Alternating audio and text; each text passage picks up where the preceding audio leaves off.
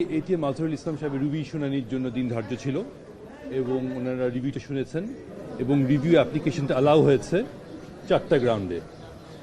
দুটো main ground, প্রথম ground হচ্ছে যে অ্যাপেলেট ডিভিশন 2019 সালে যে রায় দিয়েছিলেন সেখানে ওনারা ইন্টারন্যাশনাল ল মানেন নাই এবং ইন্টারন্যাশনাল লর সাথে কমপ্লাই করার রিকোয়ারমেন্ট ছিল 1973 এর আইনে।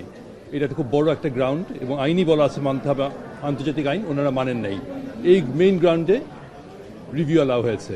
সেকেন্ড যে গ্রাউন্ডে রিভিউ লিভ গ্রাউন্ড হয়েছে, রিভিউ অ্যাপ্লিকেশনটা অ্যালাউ হয়েছে, সেটা হচ্ছে যে ওনারা যেভাবে ইন্টারপ্রিট করেছেন আইনটাকে, সেই ইন্টারপ্রিটেশনটা ম্যালাফাইডি ছিল। এই গ্রাউন্ড আমরা নিয়েছি, এটা আমাদের বক্তব্য ছিল এবং এই গ্রাউন্ডেও আমাদের রিভিউ অ্যাপ্লিকেশনটা অ্যালাউ হয়েছে এবং লিভ গ্রাউন্ড হয়েছে। এই দুটো মেইন গ্রাউন্ডে আজকে রিভিউ অ্যাপ্লিকেশনটা অ্যালাউ হয়েছে এবং লিভ গ্রাউন্ড হয়েছে। আর পরবর্তী ডেট হচ্ছে 22শে এপ্রিল, যেদিন মূল এপিলটা শুনানি হবে। এই যে 4টা গ্রাউন্ডে লিভ দেওয়া হলো, ওই 4টা গ্রাউন্ডে মূল এপিলটার শুনানি হবে।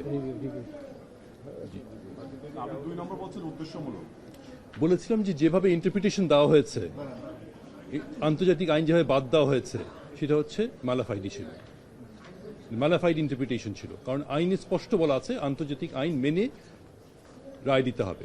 এটা ওনারা মানেন নেই এবং ওনারা যে ব্যাখ্যা দিয়েছেন সেই ব্যাখ্যাটা আন্তর্জাতিক আইনের বিরুদ্ধে ছিল।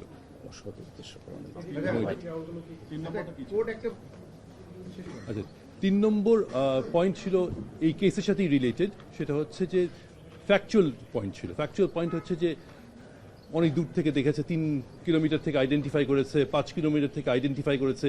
এটা হিউম্যানলি পসিবল না, একটা মানুষকে আইডেন্টিফাই করা 5 কিলোমিটার দূর থেকে। এটা ছিল 3 নম্বর পয়েন্ট।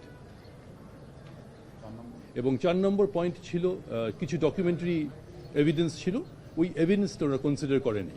ওনারা বলেছেন যে যে সাক্ষী দিয়েছে উনি বলেছেন যে এটিএম মাজহারুল ইসলাম আমার ক্লাসমেট, কিন্তু ডকুমেন্টে দেখা যাচ্ছে আসলে ক্লাসমেট না।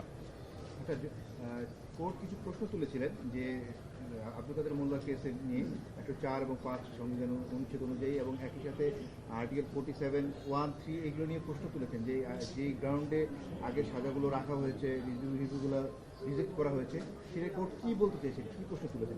প্রশ্নটা ওরকম ছিল। প্রশ্ন হচ্ছে রিভিউটা কোন আইনে হয়েছে, রিভিউটা কি আর্টিকেল 105-এ হয়েছে কি না, এটা নিয়ে প্রশ্নটা রেজ হয়েছে।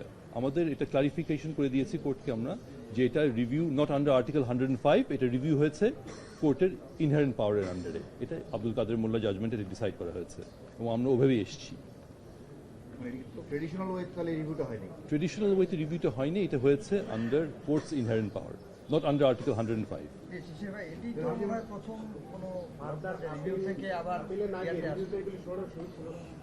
না, এটা প্রশ্ন করেন, প্রশ্ন করেন।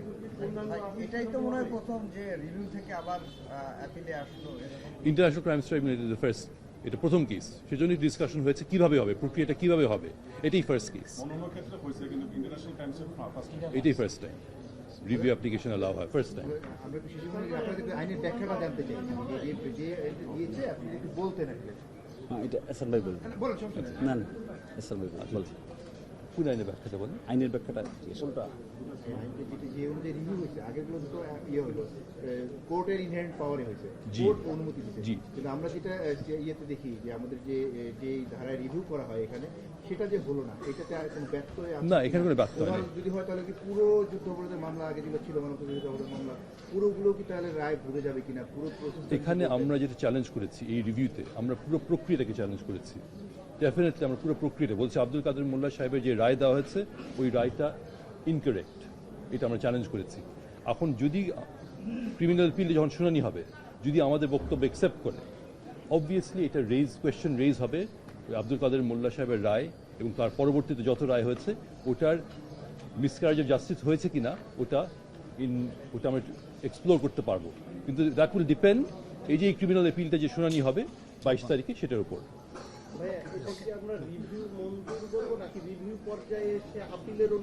রিভিউ এটা রিভিউ অ্যাপ্লিকেশনটা অ্যালাউ হয়েই এটা লিভ গ্রান্ট হয়েছে।